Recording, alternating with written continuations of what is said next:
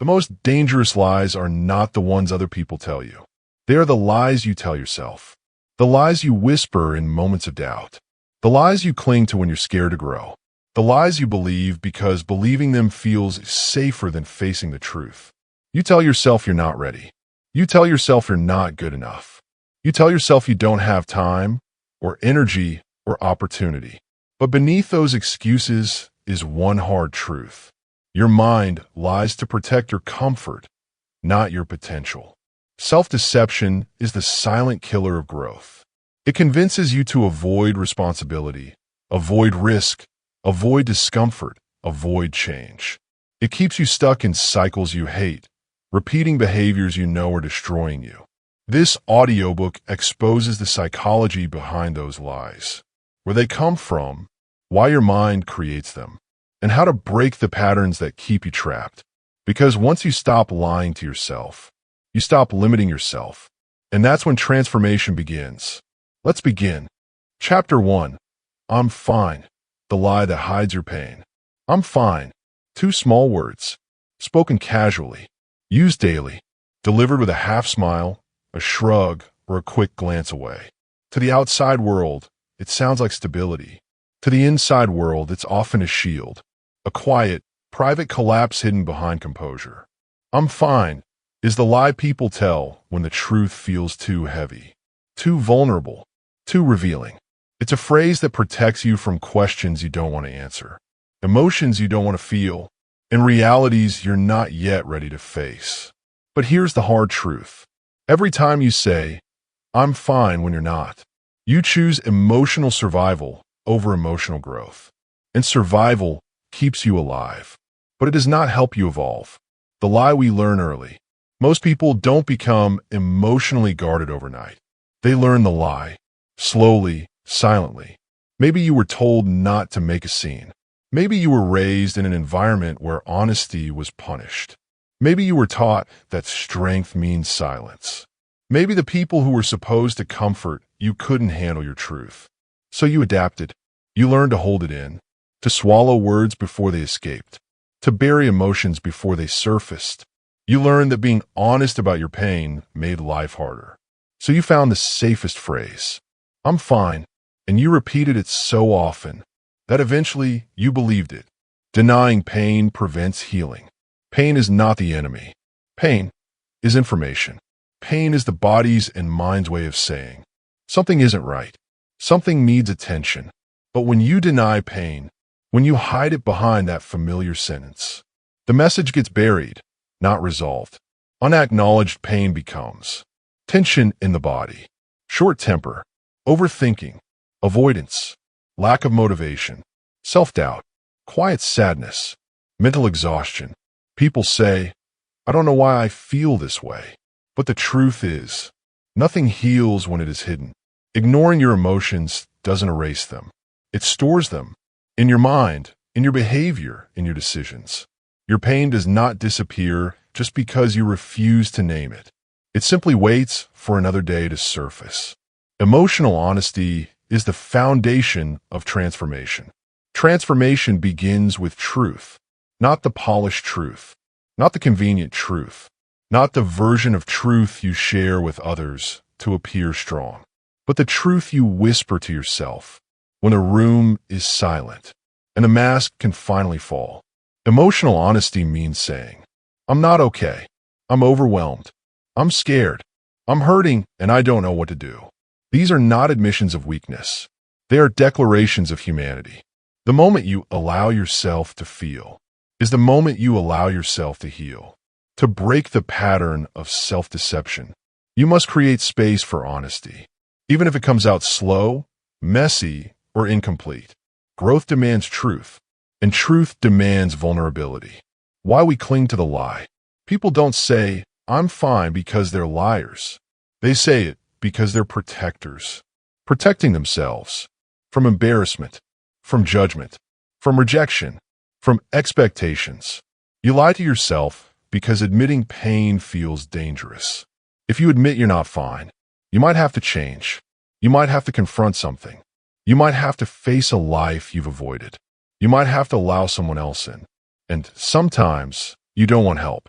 You want control. I'm fine keeps people from asking questions you're not ready to answer. It keeps them out of the emotional rooms you've locked from the inside. It keeps them from seeing the parts of you you haven't made peace with. The lie protects you, but also traps you. You cannot change what you pretend doesn't hurt. Every transformation has a starting point, and the starting point is honesty about where you are. You cannot heal a wound you refuse to look at. You cannot break a pattern you refuse to acknowledge. You cannot release pain you refuse to feel. You cannot grow from experiences you refuse to confront. Every "I'm fine" is a fence you build around your potential. It keeps the world out, but it also keeps your healing out. To transform, you must be willing to say, "This is where I am. This is what I feel. This is what I've been carrying." Honesty opens the door that denial keeps locked. Growth begins where denial ends. True growth does not begin when your life gets better. It begins when your honesty gets deeper. The moment you drop the lie, even quietly, to yourself, you take back emotional power. Because now, instead of hiding your pain, you can understand it. You can repair it. You can grow from it. "I'm fine" keeps you frozen. "I'm hurting, but I'm ready to face it" moves you forward. Your truth is not a burden. Your truth is your beginning. Transformation waits behind your honesty. And the moment you stop lying to yourself, your new life begins to open. Chapter 2. I'll change later. The lie of endless tomorrow. I'll start tomorrow. I'll fix it soon. I just need the right moment. I'll change when things settle down. This is one of the most seductive lies the mind tells. A lie wrapped in comfort, optimism, and false reassurance. "I'll change later" feels harmless. It feels soft, gentle, non-threatening. It gives you temporary relief from the pressure to act now. But beneath that softness lies the quiet destruction of momentum, growth, and possibility. Because later is not a time. It is an escape. And the more you say it, the more you train your mind to delay the life you know you're capable of living. Procrastination disguised as hope. The lie of tomorrow is powerful because it sounds positive. It sounds responsible. "I'll get to it. I just need a plan." It sounds thoughtful. "I want to do it the right way." It sounds caring. "I'm waiting until I'm in a better place mentally." But the truth behind these statements is simpler. You're uncomfortable. You're afraid. You're resisting effort. You're avoiding change. Procrastination is not laziness. It is emotional avoidance. "I'll change later" is your mind way of saying, "I don't want to deal with this right now. I'm scared of failing. I'm scared of succeeding. I don't trust myself yet." So instead of confronting the discomfort, you postpone it and call hope. Your brain prefers delay because change is uncomfortable. Change requires energy. It requires uncertainty. It requires stepping into the unknown. Your brain hates all three. The brain is designed for survival, not transformation. And survival prefers consistency, predictability, and familiarity. So when you attempt to change anything, a habit, a mindset, a routine, a relationship, your brain triggers resistance. It whispers, "Not now. Wait until you're ready. Maybe later. Today's not a good day." And because the whispers sound logical, you obey them, not realizing the brain isn't trying to protect your growth. It's trying to protect your comfort. Later becomes a mental escape from responsibility. Every time you say later, you feel a little relief. This relief tricks you into believing you've done something productive. You haven't solved the problem, but you've postponed the pressure. This creates a reward cycle. Feel discomfort. Avoid it by saying later. Experience relief. Strengthen the avoidance habit. Soon, later becomes your default response to any difficult task. Hard conversation? Later. Health habits? Later. Setting boundaries? Later. Starting the project? Later. Fixing your life? Later. Later becomes a psychological hiding place. Safe, easy, comforting, and deeply destructive. Because every time you postpone action, You reinforce the belief that you cannot handle the present. Momentum dies when you wait for the perfect moment. Many people believe change requires a perfect beginning, the perfect mood, the perfect schedule, the perfect plan, the perfect version of themselves. But perfection is the greatest thief of progress. There is no perfect moment. There is only the moment you choose. Momentum is built through action, not ideal conditions. You don't wait for clarity. Clarity comes from movement. You don't wait for motivation. Motivation comes from results. You don't wait until you're ready. You become ready by taking the first step. The longer you wait, the heavier the starting point feels. Momentum doesn't die from failure. It dies from hesitation. The future you want is built by the actions you take today. Every dream you have, every goal, every change, every transformation depends on one thing: your willingness to act in the present. You cannot build a future in later. You cannot grow in eventually. You cannot transform in someday. Life changes when your actions change. Actions change when your decisions change. Decisions change when your honesty changes. And honesty says, if it mattered, I'd start now. Not perfectly, not confidently, not with complete clarity, but now, because the future begins in the present, not in a fantasy version of tomorrow. Action is the only cure for self-delayed dreams. The cure for delay isn't motivation. It's movement. Small movement. Imperfect movement. Any movement. Action breaks fear. Action breaks doubt. Action breaks resistance. Action breaks the lie of later. When you take a step, even a tiny, uncomfortable one, your mind receives new evidence. I can try. I can change. I can start even when I'm uncertain. This evidence becomes confidence. That confidence becomes momentum. Momentum becomes identity. Identity becomes transformation. In the end, the difference between people who change and people who stay the same is shockingly simple. Some act while scared. Others wait until the fear disappears. But fear doesn't vanish. It waits, which means the only real moment you will ever have is the moment you choose to begin. Chapter 3. I can't do this. The lie of learned helplessness. I can't do this. It sounds like a statement of truth. It feels final, heavy, absolute.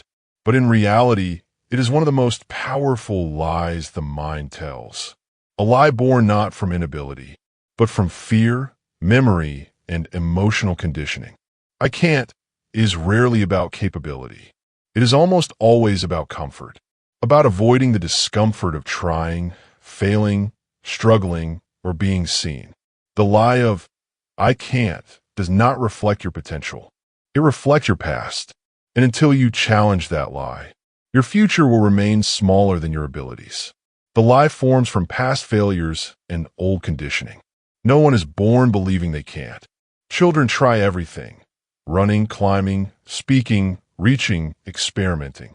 They don't think about failure. They don't fear embarrassment. They don't overanalyze outcomes. They simply try.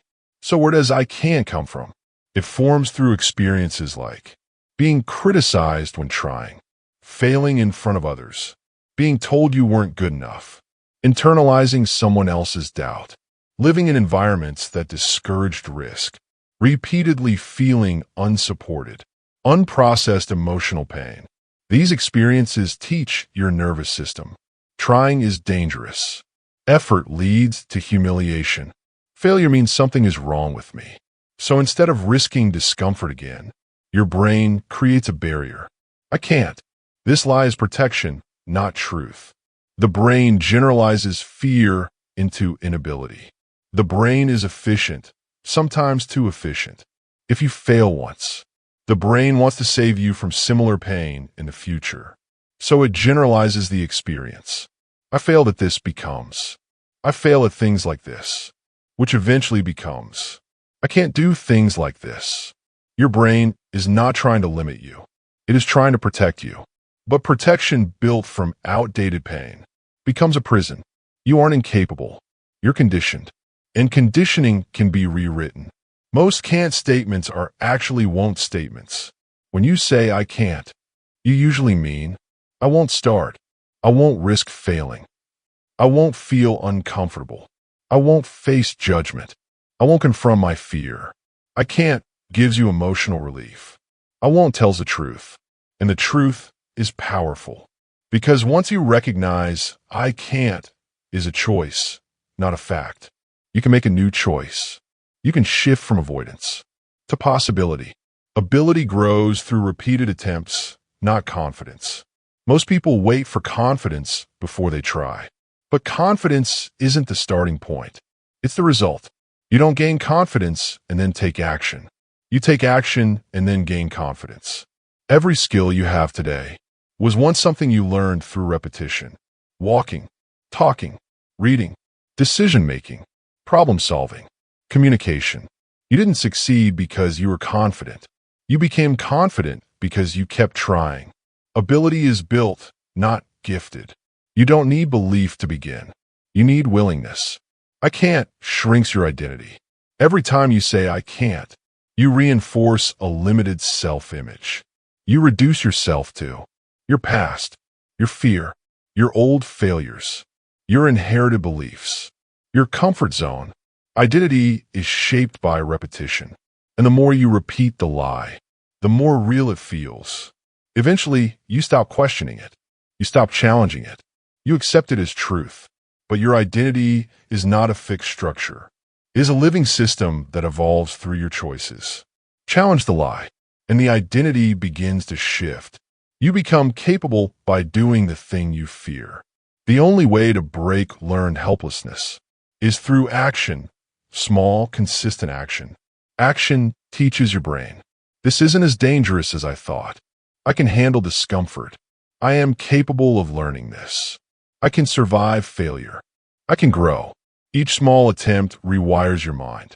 Each moment of courage expands your identity. Each repetition weakens the lie. You don't overcome fear through thinking. You overcome it through movement. Capability is built in motion. Courage comes before competence. Courage means acting while uncertain, acting while uncomfortable, acting without guarantees. Courage cracks open the door. That confidence eventually walks through. The people you admire, the achievers, the leaders, the creators, weren't fearless. They were willing to try, willing to fail, willing to look inexperienced, willing to learn, willing to grow. Your future doesn't require perfection. It requires courage. The brain expands when you challenge the lie. Every time you override, I can't, your brain adapts. Neurons reorganize. Fear circuits weaken. Resilience strengthens. Identity expands. Your potential increases not by dreaming, but by daring. One act of courage can undo years of self-doubt. Every step outside your comfort zone is a step toward who you are meant to become. You are capable of far more than you believe.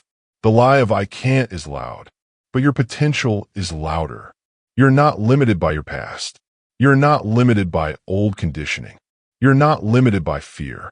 You are limited only by the beliefs you choose to obey. When you challenge the lie, you rewrite the story. You begin living from truth. I can try. I can learn. I can improve. I can grow stronger. I can change my life. The moment you question the lie, you take back your power. And when you take back your power, your entire future opens. Chapter 4. This is just who I am. The lie of fixed identity. This is just who I am. It sounds honest. It sounds self-aware. It sounds like acceptance. But more often, it is resignation, a quiet surrender, a mistaken belief that the person you are today is the person you must remain forever. This lie is powerful because it feels true. It feels stable. It feels safe. But beneath that safety lies a trap. The belief that identity is fixed. And nothing destroys growth faster than the illusion that you cannot become someone new. Identity is not fixed. It evolves with every new habit. Most people misunderstand identity. They think identity is a permanent personality, a set of traits carved into stone. But identity is a living system. It changes with experience, environment, and behavior. If you develop a habit of discipline, you become someone disciplined. If you develop a habit of courage, you become someone brave.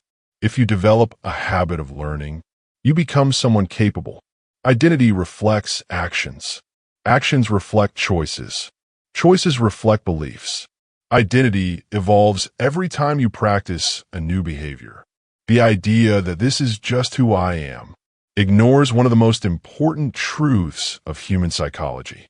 You can reinvent yourself at any time. People cling to old identities because they feel safe. Your identity is not just who you are, it is where your mind feels comfortable. Even a limiting identity provides familiarity. I'm the quiet one. I'm the anxious one. I'm the one who never finishes anything. I'm the one who plays it safe. I'm not the type of person who succeeds. These statements feel safe because the brain loves consistency. Even a painful identity is easier than confronting the unknown. Changing your identity means stepping into uncertainty, vulnerability, effort, responsibility, growth, and the brain resists all of these. Old identities feel like emotional shelters. They keep you small, but they keep you protected. At least, that's the illusion. This lie keeps you trapped in outdated roles. Some identities were formed during childhood. Others were shaped by trauma. Some were created to survive difficult environments. Others were internalized from how others treated you. But here's the key. An identity formed in survival is not meant to guide your future. When you say, "This is just who I am," you freeze a version of yourself that was never meant to be permanent. You box yourself into old habits, old fears, old roles, old expectations, old limitations. These identities were useful once, but they are no longer required. Growth demands outgrowing who you used to be. Reinvention requires releasing outdated self-images. You cannot become your future self while clinging to your past self. Reinvention is not adding more to who you are. It is subtracting what no longer aligns with your future. It is letting go of the personas that kept you safe, but now keep you stuck. Letting go might sound like, I don't have to be the scared version of me anymore. I don't have to play small to be accepted. I don't have to be the person my past turned me into. I don't have to continue living the identity someone else gave me. Reinvention begins with one powerful realization. Who you are is not who you are. Who you are is not who you must become. Identity is fluid. Identity is choice. Identity is creation. Identity changes when behavior changes. Most people try to change their identity through thought, but identity changes through action. A person becomes a writer by writing. A person becomes confident by practicing courage. A person becomes disciplined by showing up consistently. A person becomes resilient by facing difficulty. The brain updates its identity based on repeated behavior. Each time you do something new, you send a message to your subconscious. This is who I am now. Identity is not built by intention. It is built by repetition.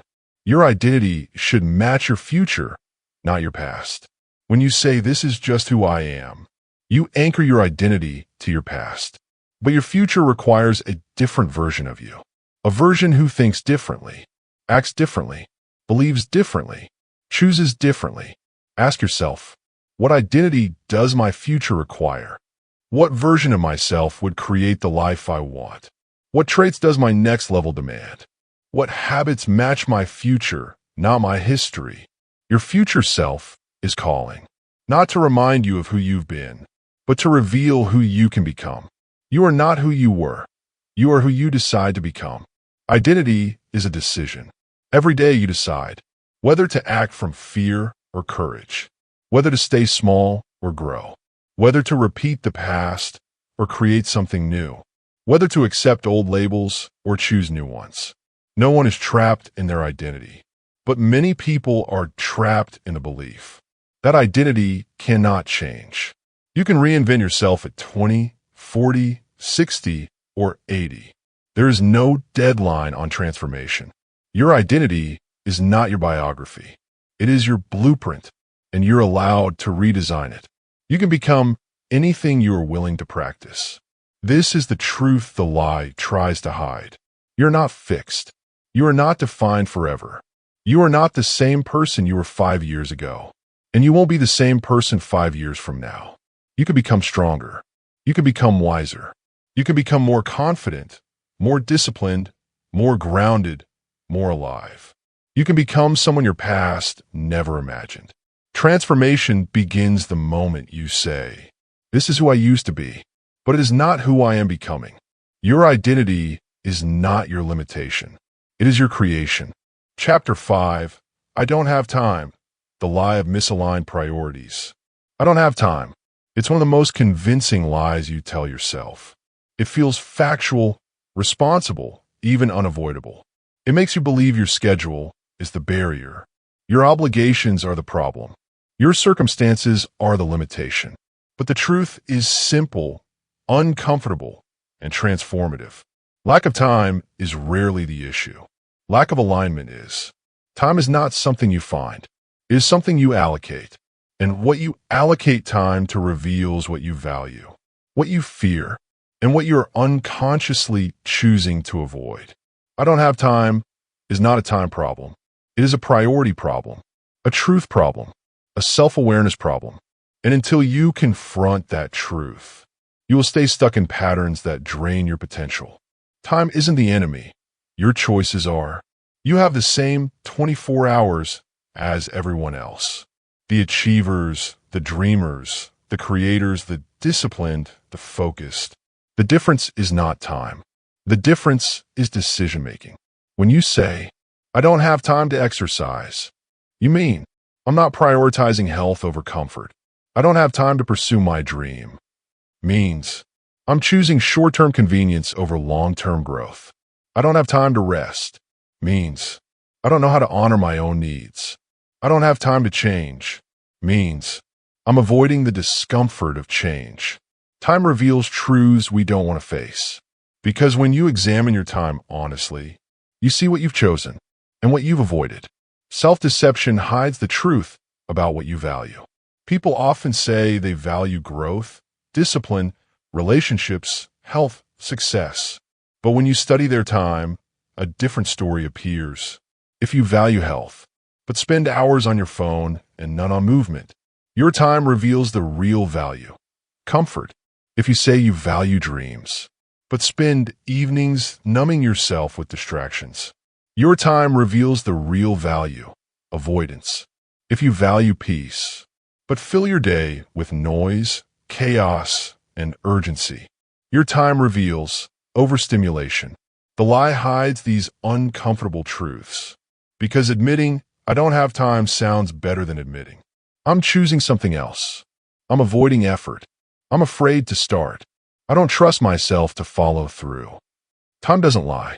We do. You make time for what reinforces your comfort zone. Your time naturally flows toward whatever feels easier, safer, more familiar, less emotionally demanding. That's why you always find time to scroll, escape, delay, overthink, repeat old habits, do low-effort tasks that feel productive but change nothing. Comfort always gets time. Growth requires intentional time. If you don't consciously choose where your time goes, your comfort zone will choose for you. Busy doesn't mean productive. Some people hide behind busyness. Busyness feels important. It feels justified. It feels like progress. But busyness is often a disguise for avoidance. You can fill your day with small tasks, digital noise, emotional distractions, other people's priorities, shallow work, mental clutter, and still move absolutely nowhere. Activity does not equal advancement. Motion does not equal progress. Effort does not equal transformation. Productivity is not about doing more. It is about doing what matters. Growth requires intentional time allocation. Transformation demands time, not huge amounts, but intentional amounts. You don't need 4 hours a day. You need discipline in 20-minute windows. You need consistency, not intensity. You need direction, not perfection. When you allocate time, to something, you tell your brain, this matters. This is part of who I am becoming. This is worth the discomfort. Time is a psychological signal. It sends instructions to your identity. It reinforces your values. It builds your future. If you never make time for the life you want, you will always experience the life you're trying to outgrow. If it matters, you will create the space. People make time for what they truly value. Relationships, entertainment, scrolling, comfort, avoidance, habits, stability. Time is not something you lose. It's something you give away. You always have time. The real question is, what are you giving it to? And does that choice match the future you want? Instead of saying, I don't have time, try asking, what am I choosing instead? What fear is keeping me from starting? What discomfort am I avoiding? What would happen if I made this a priority? These questions break the illusion. They bring truth into the open. They restore responsibility to where it belongs. With you, your future depends on the time you invest today. Every dream requires time. Every habit requires time. Every transformation requires time. But not someday, not eventually, not when life becomes easier. Today, time is the currency of your growth. Where you spend it determines who you become. You can delay, excuse, blame, or rationalize. But the truth remains. Your life reflects how you use your time. If you want change, you must create space for it. Protect it. Honor it. Defend it. The future you want isn't built from the time you don't have. It's built from the time you choose to create. Chapter 6. It's not my fault. The lie that protects your ego. It's not my fault. Few lies feel as comforting, as righteous, as self-preserving as this one. It shields you from shame. It shields you from self-examination. It shields you from responsibility. It shields you from the painful truth that your life is shaped by the choices you make and the choices you avoid. The ego loves this lie because it creates a simple story. If something isn't your fault, then nothing is required of you. No accountability, no change, no effort, no discomfort. But here's the hidden cost. When you give away responsibility, you also give away power. And without power, growth becomes impossible. Blame is a psychological defense mechanism. When something goes wrong, a mistake, a failure, a conflict, a missed opportunity, your brain immediately looks for someone or something to blame. Why? Because blame protects you from the pain of self-reflection. Blame says, I'm safe, I'm innocent, I'm not the problem here. It gives you emotional relief, but at the cost of personal evolution. Your ego isn't your enemy. It's trying to protect you. But protection comes with a price. You stay the same. The lie of blame keeps you comfortable, but it also keeps you powerless. Without ownership, you cannot create change. Think of responsibility as a steering wheel. If you let go of it, you lose control of the direction you travel. When you say, it's not my fault, you hand the steering wheel to other people, circumstances, your past, luck, timing, society, anything but yourself. Now your life is no longer in your hands. You become a passenger in your own story. Responsibility does not mean everything is your fault, but it does mean your future is your responsibility. You cannot change what you refuse to claim. Your ego lies to avoid discomfort. Your ego hates two things: being wrong, being responsible. So when a situation becomes emotionally uncomfortable, the ego produces excuses to make you feel better. It wasn't my fault. There was nothing I could do. People should treat me better. They misunderstood me. Life is unfair. These may contain partial truths, but they are not complete truths. The ego protects feelings, but sabotages growth. Growth begins the moment you stop letting your ego narrate your life and start telling yourself the truth. Blame creates the illusion of innocence, not the reality of progress. Blame might make you feel temporarily clean, but does not make you free. It keeps you repeating the same cycles, same relationships, same mistakes, same fears, same patterns, same behaviors. Because if everything is someone else's fault, then nothing within you needs to change. The truth? Blame is a comfort blanket for people afraid to evolve. It delivers short-term emotional protection at the cost of long-term transformation. The moment you take ownership, your power returns. Ownership is uncomfortable. It is confronting. It is humbling. But ownership is also liberating. When you say, "This is my part. This is my pattern. This is my responsibility," you reclaim control. Ownership does not equal self-blame. It does not mean attacking yourself. It does not mean absorbing all fault. Ownership simply means, I have the power to change my behavior and therefore change my life. That realization is the foundation of all transformation. Radical ownership is the path to transformation. Radical ownership means taking responsibility, even when you could find excuses not to. Not because you're guilty, but because you are powerful. Radical ownership sounds like, I reacted poorly, and I can learn from it. I made this choice, and I can make a better one next time. I wasn't prepared, and I can improve my habits. I didn't communicate clearly, and I can fix that. I played a role in this outcome, and I can play a better one moving forward. This is not self-punishment. It is self-leadership. Radical ownership transforms you from victim to architect, from passive to active, from powerless to powerful. Life changes when you say, "This is mine to fix." The most transformative sentence you will ever speak is, "This is mine to fix." It does not mean everything that happened was your fault. It means you're choosing to take charge of what happens next. You are choosing growth over ego. You are choosing evolution over excuses. You are choosing truth over comfort. When you take ownership of your patterns lose their control over you. When you take ownership of your reactions become choices, not impulses. When you take ownership of your life, you become someone capable of shaping it. Blame keeps you small. Ownership makes you unstoppable. Freedom begins with responsibility. Responsibility is not a burden. It is liberation. It is the moment you realize you're not trapped. You're not doomed. You're not waiting on someone else to save or fix your life. You are capable. You are adaptable. You are in control. You cannot change the past, but you can rewrite your future.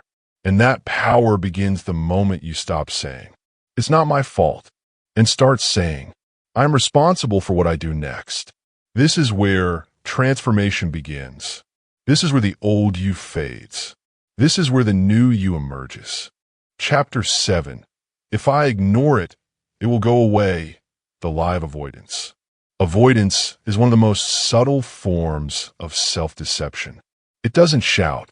It doesn't confront. It doesn't expose itself easily. Instead, it whispers, "It's okay.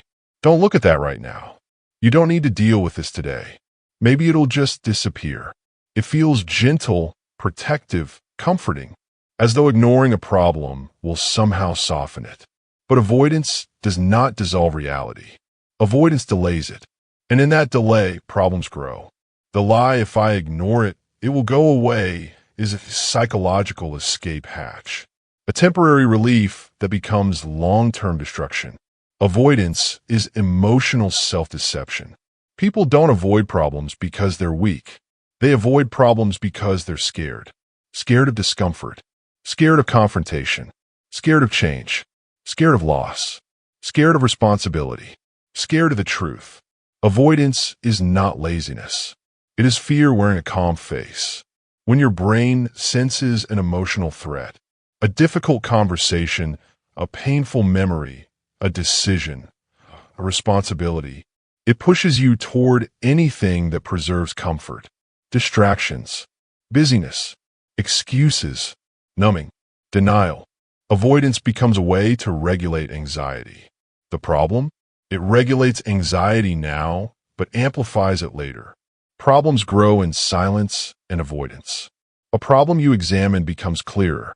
A problem you avoid becomes bigger. Ignored emotions intensify. Unresolved conflicts deepen. Unmade decisions gather consequences. Suppressed pain seeps into everything else. Unaddressed habits become destructive patterns. The more you ignore something, the more power it gains over your life. Avoidance is like placing a heavy object under a rug. You hide it from sight, but you trip over it every time you walk past. Ignoring reality creates psychological pressure. When you avoid something, your mind doesn't forget. It stores it, and that stored tension becomes overthinking, stress, irritability, emotional exhaustion, procrastination, guilt, fear of the future. You don't feel lighter when you avoid problems. You feel heavier because the brain knows the truth you're trying not to look at. Avoidance creates a background hum of anxiety that never truly shuts off. Your mind is waiting for you to face what you keep running from. Avoidance is a short-term comfort with long-term consequences. Avoiding something gives you a momentary sense of peace. You don't have to deal with the discomfort. You don't have to confront the unknown. You don't have to feel vulnerable or exposed. It feels like relief for a moment, but avoidance always collects a debt. And the longer you avoid something, the higher the interest becomes. Avoidance trades long-term well-being for short-term emotional relief. It protects comfort, not your future. Facing reality, even painfully, leads to relief and clarity. Human beings overestimate how painful confronting the truth will be. We imagine the worst. We magnify the discomfort. We fear the emotions we might feel. But something powerful happens when you finally turn toward the thing you've been avoiding. Relief, clarity, strength, control, a sense of grounding, a sense of direction. You realize the truth was never as terrifying as the anticipation. It was the avoidance that made it monstrous. The moment you face a problem, you shrink its power. The moment you acknowledge a feeling, it starts to release. The moment you confront a fear, your courage expands. Avoidance makes shadows bigger than they are. Awareness brings light. Avoidance keeps you emotionally stuck. When you avoid something long enough, you stop progressing in that area of life. Avoid a conversation, relationship decays. Avoid a decision, opportunities pass. Avoid your emotions, mental health deteriorates. Avoid responsibility, self-worth drops.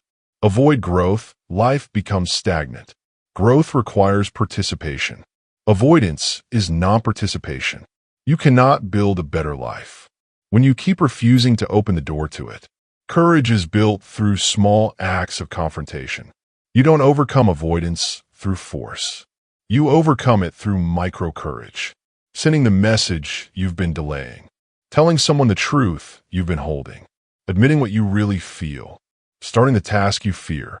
Looking at the bill, the results, the reality. Stopping the numbing behavior. Acknowledging the emotion instead of swallowing it. Small confrontations create psychological momentum. Each time you face something, your mind learns. I can handle discomfort. I can tolerate uncertainty. I can deal with this. Courage is not the absence of fear. It is the decision to move anyway. Facing life directly makes you stronger. The person you dream of becoming. The future version of you who is grounded, confident, clear, and calm is someone who faces problems instead of avoiding them. Because facing reality builds resilience, clarity, self-trust, emotional maturity, self-respect, inner strength, personal freedom. Avoidance makes you feel small. Confrontation makes you feel capable. And capability is built through action. The truth you avoid is the doorway to the life you want. Every problem you avoid is actually an opportunity for transformation. Every emotion you suppress is a lesson waiting to be integrated. Every conversation you postpone is a boundary waiting to be strengthened. Every decision you delay is a future waiting to be reclaimed. Your life expands every time you choose truth over avoidance. You do not grow by ignoring what scares you. You grow by facing it. And once you stop running, once you turn toward the thing you fear, you will discover something powerful. It never had the strength you thought it did. The strength was always inside you. Chapter 8. I need everything to be perfect. The lie of perfectionism. Perfectionism sounds noble. It sounds disciplined, ambitious, high standard, admirable. But beneath the polished surface, it is one of the most destructive lies you can tell yourself. I need everything to be perfect. It doesn't push you higher. It holds you hostage. It doesn't raise your standards. It raises your anxiety. It doesn't help you achieve more. It stops you from achieving it all. Perfectionism is not a commitment to excellence. It is fear disguised as standards. A fear so deep that you would rather not begin than risk beginning imperfectly. Perfectionism is fear dressed as high standards. The lie of perfection hides three core fears: the fear of failure, the fear of judgment, the fear of not being enough. Perfectionism whispers, if I do it flawlessly, no one can judge me. If I get everything right, I won't fail. If it looks perfect, I will feel worthy. But perfection is not a path to safety. It is a path to paralysis. The attempt to be perfect doesn't protect your self-worth. It exposes how fragile your self-worth truly is. Perfection kills creativity, progress, and consistency. People think perfectionism helps them succeed, but psychologically it does the opposite. Perfection kills creativity. When you fear mistakes, you stop experimenting. Perfection kills progress. When you fear imperfections, you stop taking steps. Perfection kills consistency. When you fear not doing it right, you stop doing it at all. Perfection is the enemy of every skill you want to build, every goal you want to pursue, every dream you want to realize, because nothing grows in conditions of fear. Perfectionism creates an unreachable standard. Perfection is unattainable, not because you're flawed, not because you're incapable, but because perfection does not exist. No project is ever perfect. No performance is ever perfect. No body is ever perfect. No plan is ever perfect. No timing is ever perfect. Perfection is a moving target you can never reach. And the more you chase it, the more behind you feel. This lie convinces you that you are almost ready, but never actually ready. So you wait, and wait, and wait, until your dreams begin to rot under the weight of hesitation. Imperfect action is the only path to mastery. Everything you admire, every book, every business, every achievement, every transformation was built on a foundation of imperfection. People succeed because they start messy, learn publicly, update continuously, and improve through repetition. Mastery is not born from perfect attempts. Mastery is born from imperfect practice. You don't become great by avoiding mistakes. You become great by outgrowing your mistakes. Your future doesn't need perfection. It needs participation. Perfectionism is a form of emotional avoidance. People think they're chasing high standards, but what they're really avoiding is discomfort, vulnerability, exposure, responsibility, judgment. If you wait until everything is perfect before you start, you never have to risk failing. You never have to risk being seen as inexperienced. You never have to risk being judged. Perfection becomes a shield, but it also becomes a cage where growth cannot survive. The desire for perfection is often a desire for control. Perfectionists crave predictability. They crave certainty. They crave control. But life does not bend to control. Life responds to adaptability. Perfection demands the world behave a certain way. Growth accepts the world as it is and chooses to move forward anyway. The more you try to control everything, the more overwhelmed you feel. The moment you release control, you create room for progress. You don't need perfection. You need courage. Courage to start. Courage to be seen trying. Courage to make mistakes. Courage to learn. Courage to grow. Perfection says, do it flawlessly or not at all. Courage says, do it imperfectly, but do it. Perfection waits for confidence. Courage creates confidence. Perfection fears failure. Courage uses failure. Perfection avoids discomfort. Courage grows through discomfort. Your life expands when courage replaces perfection. Freedom begins when you drop the illusion of perfect outcomes. There's a moment of liberation every perfectionist eventually encounters. The moment they realize, no one cares if you're perfect. People care if you're real. They care if you show up. They care if you contribute. They care if you take action. Your value does not come from perfection. It comes from authenticity, effort, consistency, and growth. When you stop trying to be perfect, you start becoming effective. When you stop chasing flawless outcomes, you start building real results. When you stop hiding behind the illusion, you start living your life. Freedom is not found in perfection. It is found in permission. The permission to be a work in progress. Because a work in progress is still moving, still learning, still alive. Chapter 9. If they approve of me, I'll feel worthy. The lie of external validation. The desire to be seen, accepted, loved, and approved of is deeply human. We are social beings wired for belonging, connection, and recognition. But somewhere along the journey, many people internalize a destructive belief. If they approve of me, I'll feel worthy. This lie is subtle. It sounds harmless. It often hides beneath good intentions. Wanting harmony, wanting connection, wanting to be liked. But the truth is this. Any self-worth built on external approval is fragile, unstable, and temporary. It turns your life into a performance. It turns your identity into a mask. It forces you to chase validation instead of authenticity. And it traps you in a cycle where your emotional stability depends on the shifting opinions of others. No life can flourish under those conditions. Self-worth built on external praise is fragile.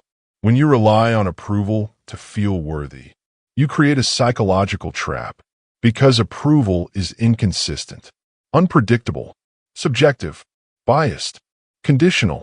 If your worth depends on something unstable, your worth becomes unstable. One compliment makes you feel alive. One criticism crushes you. One moment of recognition lifts you. One moment of disapproval sinks you. Other people's opinions become the weather of your identity, changing daily, leaving you emotionally unanchored. You lie to yourself that approval equals belonging. Seeking approval is often rooted in a misunderstanding. The belief that being liked equals being accepted. But approval is not belonging. Approval is performance-based. Belonging is truth-based. Approval says, I like the version of you that benefits me. Belonging says, I accept the real you. Approval comes and goes. Belonging stays. When you chase approval, you lose belonging. Because you lose yourself. People-pleasing destroys authenticity and confidence. People-pleasing sounds nice. It sounds generous and kind. But psychologically, it is a form of self-abandonment.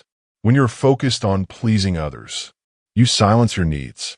You dilute your personality. You censor your truth. You avoid boundaries. You override your own desires. You shape-shift to keep the peace. And each time you betray yourself, to keep someone else comfortable, you teach your mind a devastating lesson. My needs don't matter. My feelings aren't important. I must earn love by performing. This erodes self-trust. And once self-trust collapses, confidence collapses with it. External validation creates a never-ending chase. Validation triggers dopamine.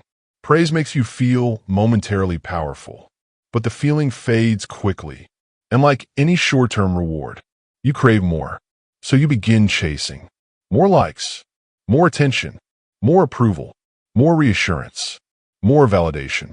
You shape your choices around how they will be perceived. You shape your appearance around what others might approve.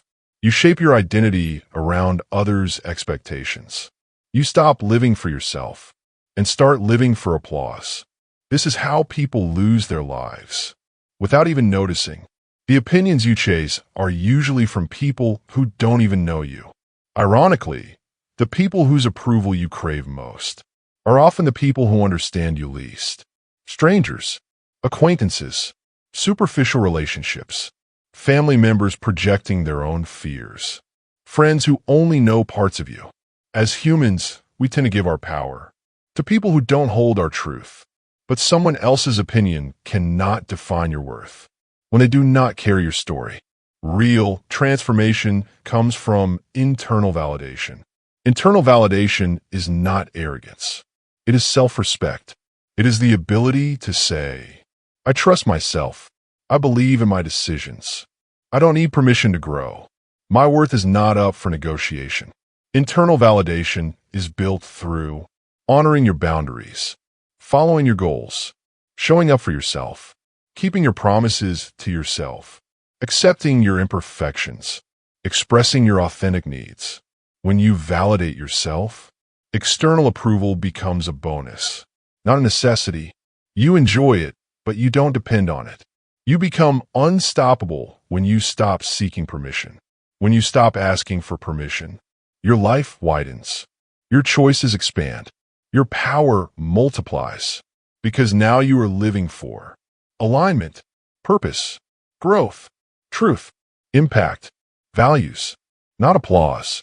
You stop shrinking to make others comfortable. You stop delaying dreams to avoid judgment. You stop censoring your authenticity. You stop negotiating your worth. People no longer become the gatekeepers of your destiny. Your life becomes yours again.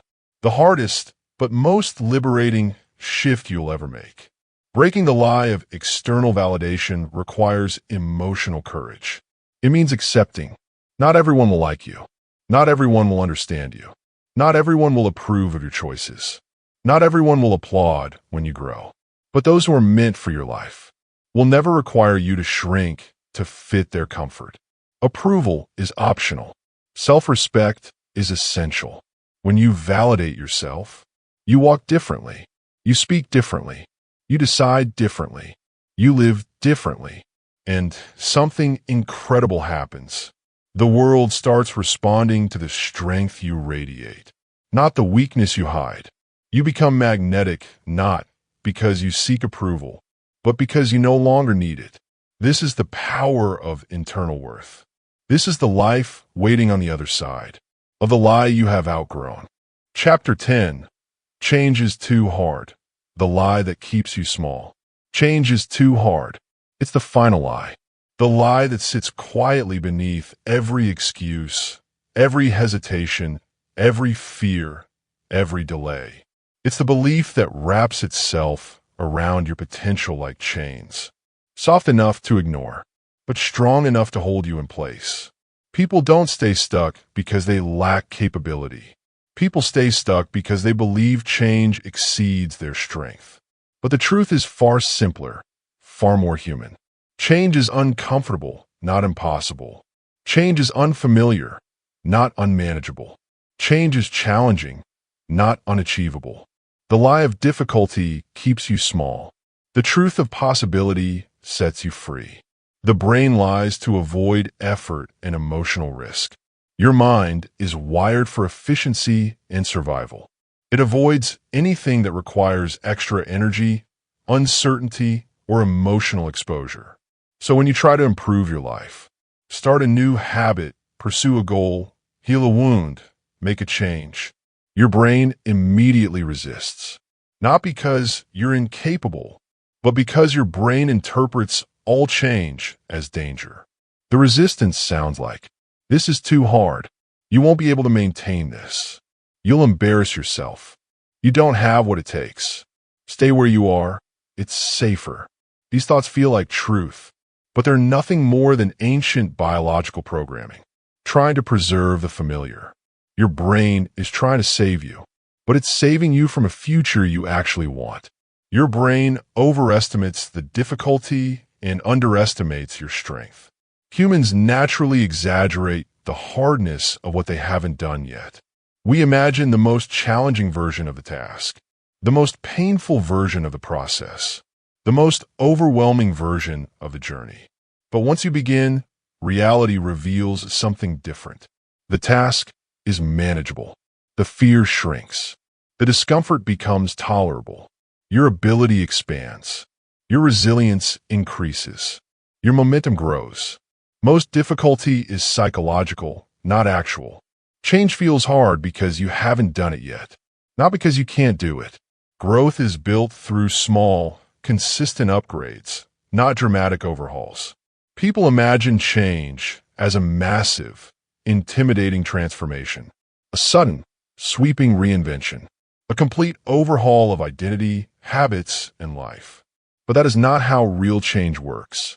True change is small, quiet, incremental, repeated, drinking more water, reading 10 minutes a day, taking a 5-minute walk, speaking one truth instead of swallowing it, trying again after a mistake, setting one boundary, saying no once, doing the task for 2 minutes instead of none. These micro changes accumulate. They compound. They shift your identity slowly but powerfully. You don't become someone new overnight. You become someone new inch by inch. Change isn't hard. Resistance is. And the moment you shrink the size of the step, the lie begins to fall apart. The hardest part is starting, not doing. The first step is always the heaviest. The moment before action is when fear screams the loudest. The anticipation of change hurts more than the change itself. Once you begin, even in the smallest way, fear loses its grip. Doubt begins to fade. Momentum starts to build. Your mind realizes, oh, I can actually do this. This moment is a psychological breakthrough. Because the hardest part wasn't the doing. It was the believing. Once you take the first step, the next one becomes easier. The path becomes clearer.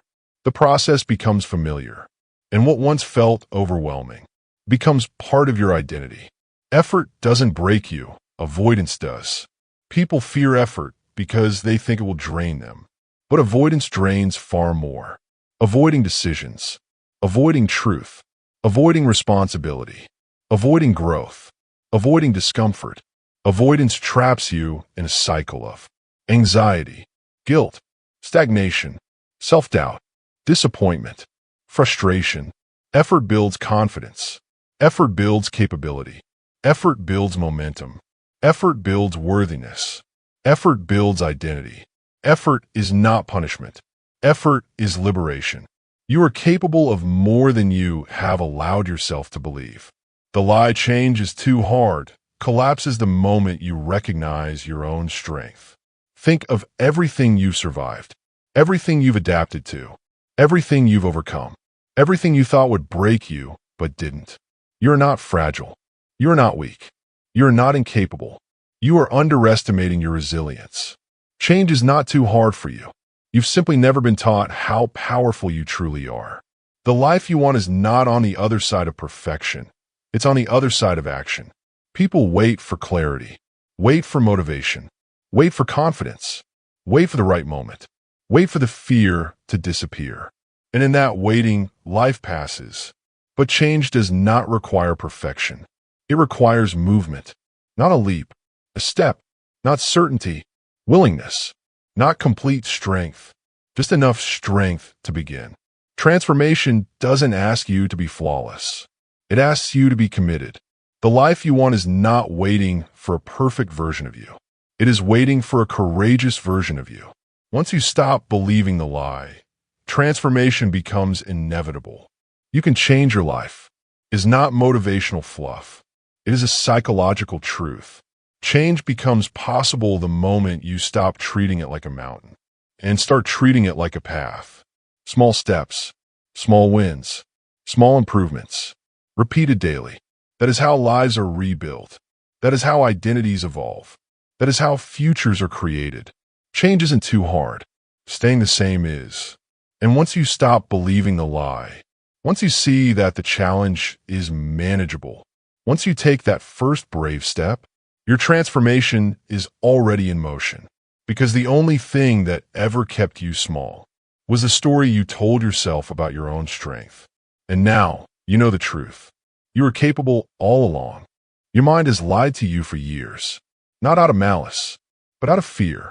Fear of discomfort, fear of failure, fear of responsibility, fear of becoming someone new. These lies were created to protect you, but all they ever did was limit you. Now you see them clearly. You see the lies that held you back. You see the excuses that kept you small. You see the stories that protected your comfort and killed your growth. And now you have a choice. Continue believing the lies, or start living the truth. The truth that you are capable. The truth that you can change. The truth that you can rebuild your identity, your habits, your future. Growth doesn't happen when life changes. Growth happens when you stop lying to yourself. The moment you embrace honesty, you unlock transformation. This is your turning point. Live the truth and watch your life rise to meet it.